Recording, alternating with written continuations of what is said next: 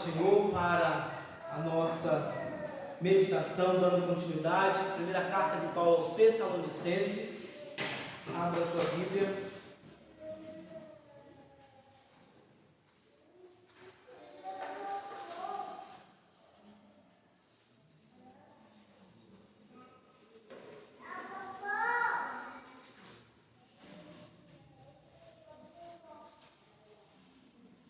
Vamos ler o capítulo 4, primeira carta de Paulo aos Tessalonicenses, capítulo 4.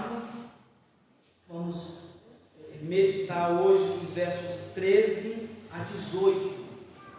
Primeira Tessalonicenses, capítulo 4, do 13 ao 18.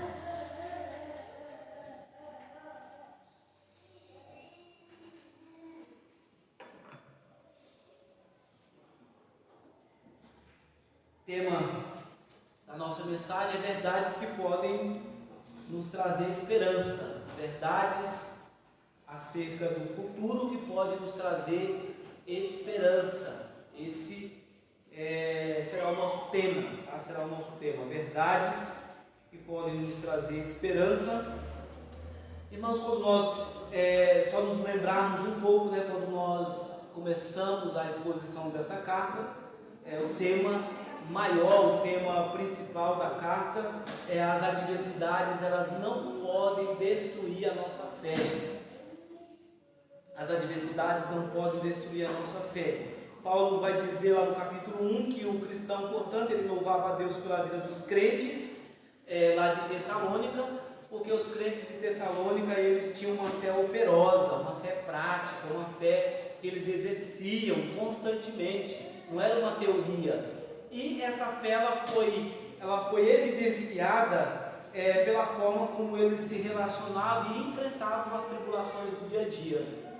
Paulo fala de um amor, que eles tinham um amor abnegado, desinteresseiro, e também Paulo vai dizer que eles tinham uma esperança em Jesus Cristo, e essa esperança em Cristo fazia com que os irmãos pudessem caminhar, perseverar. E Paulo diz que o evangelho pregado por ele ali não era mais um evangelho. O capítulo, a sequência ali do verso 5 em diante, ele vai dizer que Paulo reconhecia a eleição, reconhecia que aquela comunidade era uma comunidade de crentes. E por que era uma comunidade de crentes? Pela forma como eles testemunhavam do evangelho. Os frutos, a vida dos crentes de Tessalônica mostrava justamente isso, que eles eram crentes, que eles eram comprometidos com o Senhor Jesus. E Paulo diz que esse evangelho deve ser pregado como deve ser, um evangelho poderoso, um evangelho que transforma a vida. Devemos pregar com convicção, porque se a realidade é bíblica, se o texto bíblico ele não é uma realidade para você, se você não acredita, se a palavra de Deus ela não te empolga, como que você vai querer empolgar outras pessoas com o evangelho se nem você mesmo é empolgado com ele, se nem você mesmo se encanta com as verdades do evangelho? Essas verdades ela tem que encantar o seu coração, ela tem que trazer ânimo à sua vida. E Paulo diz que os crentes de Tessalônica, eles viviam dessa forma, eles eram pessoas empolgadas, mesmo em meio às tribulações. Lá no capítulo 2, ele vai dizer aí no verso 13, mesmo em meio às provações, eles eram fiéis ao Senhor, fiéis em todas as coisas, eles eram fiéis no serviço, eles eram fiéis no testemunho, eles eram fiéis no avanço do reino, eles estavam ali na perseguição, na calmaria, não importava a situação que eles viviam, eles permaneciam firmados no evangelho e assim eles viviam a palavra de Deus. Capítulo 3, Paulo diz que as boas notícias trazidas pelo apóstolo Paulo é que esse evangelho não é o evangelho do apóstolo Paulo, não é um evangelho que é o resultado da sua convicção pessoal, mas é a palavra de Deus. E portanto, os crentes deveriam, portanto, ter uma vida de crescimento. O verso de número 12 do capítulo 3, ele vai dizer: e o Senhor nos faça crescer e aumentar no amor uns para com os outros e para com todos, como também nós para convosco, assim que seja o vosso coração confirmado em santidade, isento de culpa na presença de nosso Deus e Pai, na vinda de nosso Senhor Jesus Cristo. Aí ele vai exortar os crentes a uma vida de santidade. A vontade de Deus é a nossa santificação, Paulo disse. A vontade de Deus é que nós realmente vivamos uma vida diferente. Nós fomos tirados do lamaçal do pecado para sermos diferentes. E a menos que nós vivamos dessa forma, nós não estamos cumprindo a vontade do Senhor. Viver uma vida diferente em casa, no trabalho, na nossa escola, na rua, onde quer que nós possamos andar. Ah, pastor, mas isso aí as pessoas veem o senhor santinho, você é uma pessoa chata, santinho demais, mas quem disse que você tem que ser parecido com o mundo? Bom, se você quer ser parecido com o mundo, então você quer viver como o ímpio vive. O Evangelho é um desafio de renúncia. Jesus não disse que seria fácil. Ele não disse que ser cristão seria uma temporada de férias nesse mundo. Ser cristão seria passar por perseguição. Ser cristão seria passar por lutas. Por isso que ele vai dizer que era necessário viver uma vida de santidade. Era preciso que os crentes se comportassem na forma de se vestir, na forma de viver. Por isso que ele vai dizer que não devemos defraudar o nosso irmão. Aí eu disse isso para os irmãos, a palavra de defraudar ali o crente não deve provocar no outro aquilo que ele não pode satisfazer. Tem exemplos práticos? Tem. Às vezes a gente vê na rede social tantos crentes se exibindo, exibem corpo, estão na praia lá, exibem de biquíni, de sunga, não sei o quê. Coisas, qual que é a motivação para nos estar se exibindo nas redes sociais? Então essas coisas provocar em alguém aquilo que você não pode satisfazer. Isso é pecaminoso, Paulo vai dizer. Isso é pecaminoso. Ah, pastor, o senhor está sendo muito radical. Não é ser radical não. É só você ler a sua Bíblia. Leia a sua Bíblia. Sem precisar de uma interpretação do pastor. É só você ler as Escrituras. Viver uma vida de santificação. É isso que ele está dizendo.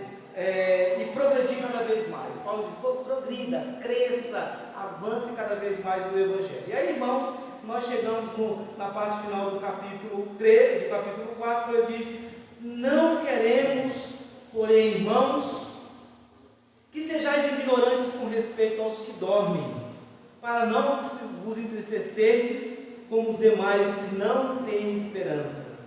Pois se cremos que Jesus morreu e ressuscitou, assim também Deus, mediante Jesus, trará em sua companhia os que dormem. Ora, ainda nos declaramos por palavra do Senhor, isto, nós os vivos, os que ficarmos até a vinda do Senhor, de modo algum precederemos os que dormem. Porquanto o Senhor mesmo, dado a sua palavra de ordem, ouvida a voz do arcanjo e ressoada a trombeta de Deus, descerá dos céus, e os mortos em Cristo ressuscitarão primeiro. Depois nós, os vivos, os que ficarmos, seremos arrebatados juntamente com eles, entre nuvens, para o encontro do Senhor nos ares, e assim estaremos para sempre com o Senhor. Consolai-vos, pois, uns aos outros com estas palavras. Não queremos, porém, irmãos, que sejais ignorantes com respeito aos que dormem, para não vos entristecerdes como os demais que não têm esperança. Paulo estava combatendo algo específico que estava acontecendo lá em Tessalônica. A situação era, os irmãos serviam a Deus, a igreja de Tessalônica tinha todas essas qualidades que nós vimos, né? Esperança, amor, a fidelidade, eles pregavam o Evangelho, mas também, como em toda e qualquer igreja, em toda e qualquer comunidade, havia também naquela igreja grupos de pessoas que começaram a levantar o seguinte pensamento: é muito bom servirmos a Deus, estar aqui, louvar, trabalhar para o Senhor, mas e quando a nossa jornada neste mundo se encerrar? Há algumas perguntas: o que acontece com meu parente que morreu? Meu parente que morreu servia a Jesus, aqueles que não serviam a Jesus, será que eu vou me encontrar com os meus irmãos em Cristo? Será que eu vou estar com eles? Será que nós vamos ter esse momento de estarmos juntos? juntos. E o que acontece é, se Cristo voltar hoje, o que vai acontecer conosco, o que vai acontecer com a nossa vida cristã. E isso começou a causar angústia, algumas perturbações nos crentes lá de Tessalônica. E Paulo, portanto, com esse tema que a adversidade não pode destruir a nossa fé, uma das coisas que ele levanta para animar e para dar esperança à igreja de Tessalônica era mostrar que o terminar nesse mundo não era o fim, na verdade, era o início de uma grande jornada, era o início de uma grande caminhada, de um momento grandioso em que os que estão em Cristo desfrutarão. Mas um detalhe que Paulo vem falar aqui, depois ele vai continuar na outra carta, ele faz diferença, a esperança para os que estão em Cristo Jesus. Então veja, as verdades que nós vamos destacar aqui no texto, são verdades para os que estão em Cristo Jesus. Pastor, mas aqueles que morreram sem Cristo? As realidades apontadas nesse texto não são aplicáveis ao ímpio, mas ao crente. Que verdade é essa? Primeira, Paulo vai dizer que na segunda vida, Cristo retornará gloriosamente com os salvos que morreram em Cristo. Essa é a primeira verdade que ele diz. Na sua vinda, na sua segunda vinda, Cristo ele vai retornar. Mas Cristo agora ele retornará de uma forma gloriosa. A vinda de Jesus será uma vinda pessoal, uma vinda física, uma vinda gloriosa, e juntamente com ele estará os que morreram em Cristo. Ou seja, a morte dos crentes na Bíblia, por exemplo, frequentemente é descrita na Bíblia como dormir, descansar dos seus labores. E quando a Bíblia diz que os crentes eles dormem em Cristo, também nós precisamos entender que o verso 13 não está ensinando uma interpretação que nós vemos em muitos contextos evangélicos ou fora do evangelicalismo. Nós não podemos interpretar esse texto como uma doutrina do sono da alma.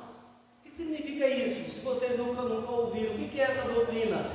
Os que ensinam a doutrina do sono da alma, eles vão dizer que aqueles que morreram em Cristo, esses, portanto, eles estão num repouso inconscientes. Morre e agora você está repousando inconscientemente. Você está paralisado, como tivesse dado para você um calmante, você não sabe o que está acontecendo. Os que defendem essa tese vão dizer justamente isso. Então, a primeira tese é o estado intermediário. Aproxima-se um pouco do catolicismo essa doutrina, porque o catolicismo vai defender a questão intermediária em dois aspectos. A intermediária no sentido da inconsciência também, mas também apontando para o purgatório, que é a segunda oportunidade. Então, o verso 13, quando ele diz com respeito aos que dormem, a ideia de dormir aqui não é a doutrina do sono da alma, ou seja, a pessoa que em Cristo que morreu, ela não está em um estado de inconsciência, tá? Ela está, portanto, a Bíblia diz muito claro em outros momentos que o seu espírito vai direto a Deus, já está na presença do Senhor, adorando. Agora, uma coisa extraordinária que muitas vezes foge à nossa compreensão é justamente essa junção de alma e corpo ou espírito. O espírito e alma é a mesma coisa. Nós não somos, pelo menos grande maioria dos reformados presbiterianos não defende tricotomia, corpo e alma e espírito, mas o ser humano ele é corpo e alma, ou o ser humano é corpo e espírito, sabendo que espírito é um sinônimo de alma, ou alma é um sinônimo de espírito. Então, o corpo se junta ao seu espírito e de uma forma sobrenatural comparece à presença de Deus no último dia. Esse é o entendimento, essa é a forma como a Bíblia fala acerca desse comparecimento do povo de Deus na presença do Senhor. Então veja, não é um estado não é o sono da alma, mas também não é aquilo que os estudiosos vão dizer como aniquilacionismo, ou seja, a partir do momento que você morreu, como se tivesse uma explosão e tudo se acabou. Não existe mais vida, não existe mais eternidade, acabou ali, encerrou. Muitos vão defender essa tese, vai dizer que a alma, portanto, que o corpo, o seu espírito, portanto, ele se dissipa. Mas não, a Bíblia está falando de um estar com o Senhor. A Bíblia está falando de que os que morreram em Cristo, o seu espírito está com Cristo. E Paulo vai dizer então que na sua volta, na segunda volta de Jesus, a esses que morreram em Cristo, eles vão voltar com o Salvador. Porque isso, irmão, certamente pairava na mente e no coração dos crentes de Tessalônica uma profunda tristeza de não poder estar com seus irmãos, amigos, parentes que morreram. Paulo vai dizer: não fiquem tristes. Não fiquem tristes como os ímpios, pois os ímpios, eles retornarão, mas para julgamento. Os ímpios retornarão, os que estão sem Cristo, ou os que morreram sem Cristo, eles não retornarão para uma segunda oportunidade. Eles retornarão para a condenação, para julgamento. Agora o crente não. Se para o ímpio não resta esperança, Paulo vai dizer para o cristão: há esperança. Para o cristão há uma alegria, há uma motivação a mais. Por isso que ele vai dizer que se cremos que Jesus morreu e ressuscitou, assim também Deus, mediante Jesus, trará em sua companhia os que dormem. Ou seja, primeiro Paulo vai dizer: Cristo vai retornar de uma forma gloriosa, e juntamente com Ele vai trazer aqueles que já morreram em Cristo. Só que esses vêm com Cristo não para julgamento, porque eles já são salvos. Por isso que Paulo diz, Paulo vai dizer então no final, ele diz, do verso 13, como os demais que não têm esperança. Então nós temos esperança. Então a primeira coisa que Paulo respondeu para os crentes de Tessalônica: se a tristeza é por conta do parente que morreu sem Jesus, aliás, que morreu com Cristo, seus amigos, irmãos na fé, amados irmãos que trabalharam, serviram ao Senhor no reino de Deus, se eles morreram com Cristo, então a notícia que Paulo dá é: não fique preocupado, anime-se. Por que anime-se? Eles vão retornar com Cristo. Eles vão retornar com Cristo. Isso deveria causar esperança aos irmãos de Tessalônica. Uma segunda verdade, Paulo vai dizer que os mortos em Cristo ressuscitarão primeiro. E essa ideia de ressuscitar primeiro, a doutrina da ressurreição, ela é importante. A ideia de ressuscitar, Paulo está dizendo que eles terão a ideia de primazia, porque quando Jesus retornar, Jesus então vai trazer esses que já tinham morrido em Cristo, os mártires, os servos de Deus. Por isso que ele diz aqui no verso 13: ora, ainda vos declaramos por palavra do Senhor, nós os vivos, os que ficarmos até a vinda do Senhor, de modo algum precederemos os que dormem. E por que a ideia de preceder, passar adiante, ultrapassar? É porque Paulo está falando dessa ideia de ter vantagem. Paulo diz: olha, nós os que ficarmos vivos, nós não teremos vantagem sobre os que morreram. E por que nós não teremos vantagem sobre os que morreram? Porque eles virão com Cristo. Eles virão com Cristo. A doutrina da ressurreição era rejeitada pelos gregos e também pelos saduceus. Mas quando Jesus, já no seu tempo, quando Jesus no seu ministério, Paulo, os apóstolos posteriormente falava de ressurreição, para eles isso era um absurdo. Mas a base da salvação é o fato de que Cristo ressuscitou. Cristo ressuscitou. E a ressurreição de Cristo é a garantia da ressurreição dos seus filhos. Então veja, Paulo diz que quando Cristo voltar e der a sua palavra de ordem, a ideia que a sequência aqui do texto mostra justamente essa palavra de autoridade. Ele vai dizer que os mortos vão ouvir a sua voz e sair dos seus túmulos, a trombeta soará e os mortos ressuscitarão. A ideia é justamente de ressuscitar os mortos em Cristo para comparecer à presença de Deus. Paulo diz: eles não serão esquecidos, eles não ficarão para trás, mas serão ressuscitados. E Paulo afirma: a ressurreição é uma certeza, e a ressurreição tem como base e segurança o próprio Jesus Cristo, que ressuscitou dos mortos e diz que voltará de uma forma gloriosa. Paulo, portanto, diz para os crentes: não fiquem tristes. Os que morrerem em Cristo, eles vão retornar com o Salvador. Eles ressuscitarão, os mortos em Cristo ressuscitarão, passarão por um processo de transformação gloriosa. Mas uma terceira verdade que Paulo vai dizer é: os que estiverem vivos na segunda vinda, esses serão transformados e arrebatados para o encontro permanente com o Senhor. E eu quero só dar uma explicação aqui, é que não estou usando aqui arrebatamento no sentido dispensacionalista, tá? Não estou usando arrebatamento como os dispensacionalistas interpretam. Eles ensinam que a segunda vinda de Jesus será em 2 turnos, um secreto e o outro visível.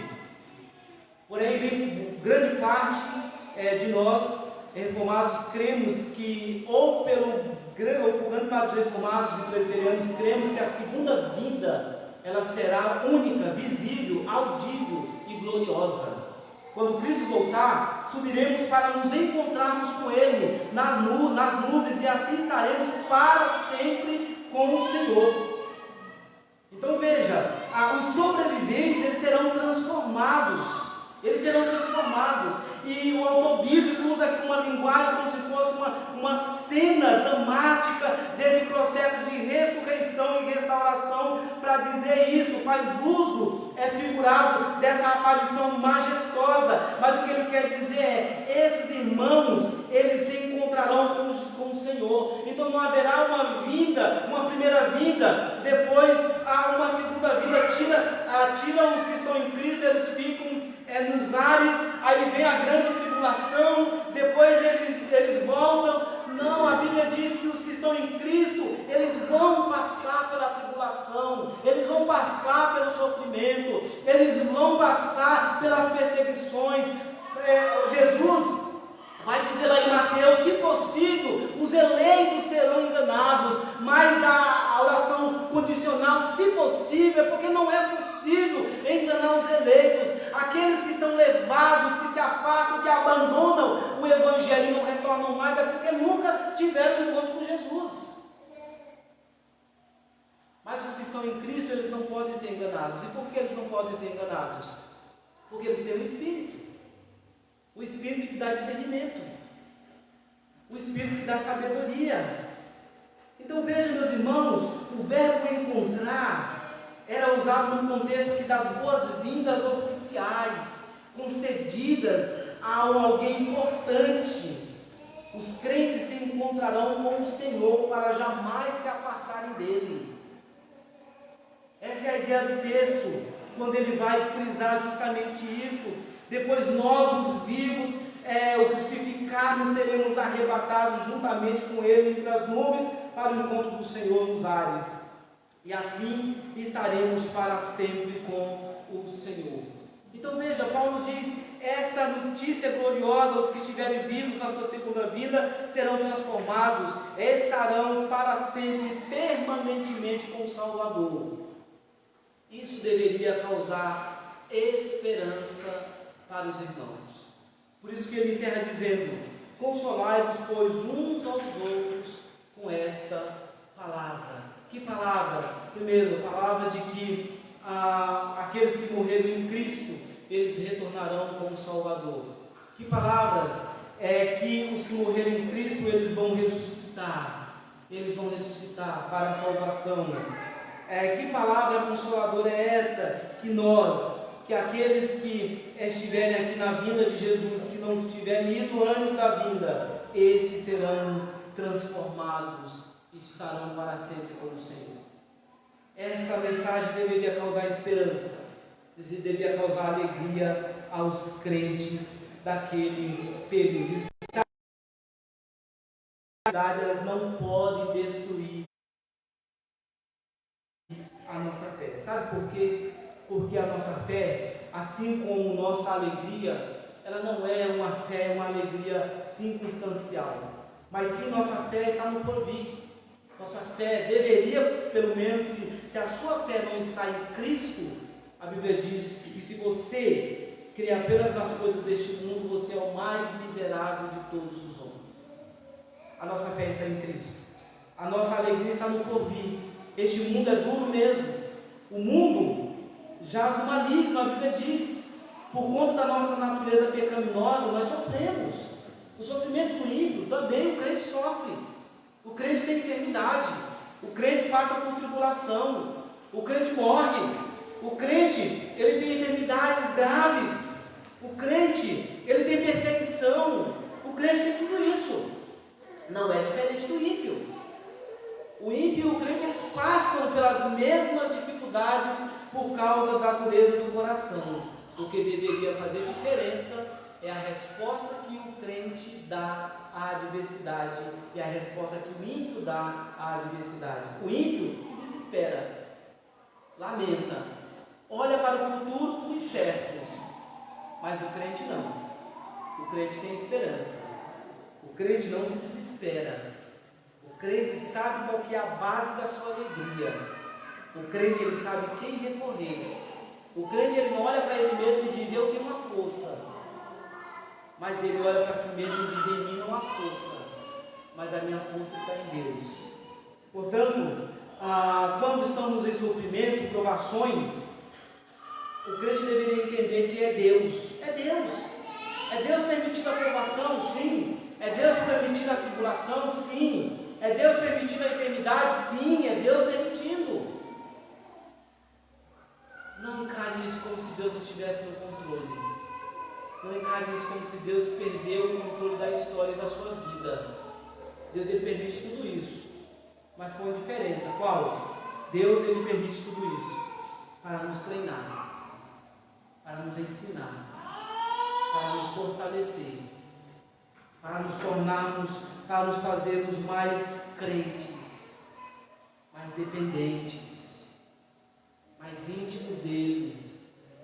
Ele permite a adversidade para o nosso bem. Ele permite a luta para o nosso bem. Está na prova, está passando por provações, adversidade. Louve a Deus. Está feliz não é porque as coisas estão bem na tua vida. Está feliz não é porque as coisas estão acontecendo da forma que você quer. Mas está feliz é o fato de saber que você serve a Cristo mesmo quando tudo está dando errado na sua vida. Por isso que um versículo que nós temos ensinado agora à nossa filha, a Alice agora está no terceiro versículo já decorado. Então, o terceiro versículo dela agora é: alegre-se sempre no Senhor. Filipenses 3:1. A nossa alegria é Cristo, não é as coisas, não são as pessoas. Busca o Senhor com outros irmãos. Está passando por adversidade, busca o Senhor. Temos diversas oportunidades para alimentarmos a nossa esperança. Temos diversas oportunidades para alimentarmos a nossa fé. Deus coloca no nosso caminho coisas grandiosas. Deus coloca, eu preciso, pastor, eu preciso orar mais, eu preciso ter mais comunhão com Deus, eu não tenho forças. Vem terça-feira aqui, buscar o Senhor em oração. Eu não tenho tempo. Se você perceber, tem sim, gente, nós temos tempo sim. Mas muitas vezes nós fazemos das coisas do mundo, nos sacrificamos pelas coisas do mundo. E quando é para as coisas de Deus, nós falamos: eu não tenho tempo. Ontem o presidente da Nacional, ele estava falando isso para os adolescentes. Ele estava falando para o adolescente: você, eu não posso ir para a igreja, eu não vou para a escola dominical, eu adolescente que eu estou estudando, tenho que fazer trabalho, tenho que estudar para o vestibular, eu não vou fazer tudo isso que eu estou fazendo, eu não vou para o estudo bíblico, reunião de oração, nada disso, porque eu estou muito ocupado. Ele falou assim: então, nós temos sim, porque se tiver uma festa, um aniversário, um passeio não sei aonde, eles vão. Mas quando é em relação às coisas do Senhor, eu não tenho tempo. Eu não tenho tempo. Eu não posso. A minha agenda é lotada. precisa de ajuda em oração, junte-se a nós. Precisa conhecer mais a palavra de Deus, não se contente só com o domingo. Leia a sua Bíblia durante a semana, mas participe dos estudos bíblicos. Mas você fala, pastor, ok, tudo isso é importante, mas eu não consigo, eu chego tarde em casa. Tá bom, então 8h30 da manhã, venha para o momento de oração. No domingo. Ou seja, nós não temos desculpa para buscarmos a Deus. Deus coloca em nossas mãos ferramentas preciosas para termos uma vida de comunhão, para termos esperança. Mas nós precisamos usar tudo isso. Paulo está dizendo, irmãos, tenha esperança no porvir, tenha esperança no Salvador, olhe para Cristo, alegre-se, porque você está caminhando neste mundo, mas os que morreram em Cristo, eles já estão desfrutando da companhia do Senhor. Eles já estão desfrutando de um momento de alegria. Tanto é que quando lá o Rick Lázaro, nós já meditamos sobre isso, ele se dá conta de que a sua vida toda foi perdida, e ele diz, me permita voltar, Senhor, para dizer aos meus parentes que, olha, o inferno existe, o céu é uma realidade, e que tudo aquilo que eles estão fazendo nesse mundo, tudo isso é passageiro, e eles só vão perceber a besteira que eles estão fazendo quando eles morrerem. E aí a resposta foi, eles têm a palavra de Deus. Se a palavra de Deus não te convence da verdade, não é uma pessoa que vai convencer. Eles têm a lei e os profetas que os ouçam. Ou seja, eles têm a palavra de Deus. É isso que nós precisamos para ter uma vida de esperança. Jesus vai voltar gloriosamente, poderosamente, majestosamente. Nós não sabemos quando. Pode ser hoje, pode ser amanhã. Aí talvez você fale, não, pastor, hoje não, porque amanhã tem algumas coisas para fazer ainda, para resolver. Cântico é pensar no lado do céu, pensar nas moradas de Deus. Ah, pastor, mas isso não está tão difícil, eu queria que se eu me levasse antes. Você não vai morrer enquanto não for o tempo do Senhor. Você pode fazer o que você quiser. Pode fazer o que você quiser. A morte já foi determinada pelo próprio Deus, no tempo dele. Ah, mas a pessoa adiantou. Não, Deus, ele tem um início e um fim para cada um de nós. Mas pastor, eu estou sofrendo tanto. Só que está sofrendo, só que dá graça. A Bíblia diz que ele dá graça aos humildes, aqueles que temos essa esperança. E que ele nos desperte também para proclamar as boas novas de salvação, para que os nossos parentes, que a sua vida seja impactante na vida dos não crentes, para que eles também tenham essa mesma esperança que você e eu temos.